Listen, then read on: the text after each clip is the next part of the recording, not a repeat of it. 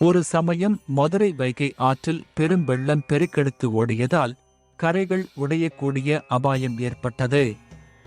வெள்ளத்தை தடுக்க ஒவ்வொரு வீட்டிலிருந்தும் ஒரு நபர் வந்து கரையை பலப்படுத்த மண் சுமக்க வேண்டும் என்று பாண்டிய மன்னர் அவசர உத்தரவு பிறப்பித்தார். மதுரையில் வந்தி என்றொரு வயதான பாட்டி பிட்டு விற்று பிழைப்பு நடத்தி வந்தார். தனக்கு துணையாக யாருமில்லாததால் அரசரின் உத்தரவை எப்படி நிறைவேற்றுவேன் என்று கண்ணீரோடு அவர் சிவபெருமானை வேண்டி நின்றார். பாட்டியின் பக்தி குரல் ஈசனை எட்டியதும் ஒரு வாலிப கூலியாள் ரூபத்தில் சிவபெருமான் அவர் முன் தோன்றி, பாட்டி கவலைப்படாதே, உனக்காக நான் மண் சுமக்கிறேன். ஆனால் கூலியாக நீ அவிக்கும் பிட்டினை எனக்கு தர வேண்டும்.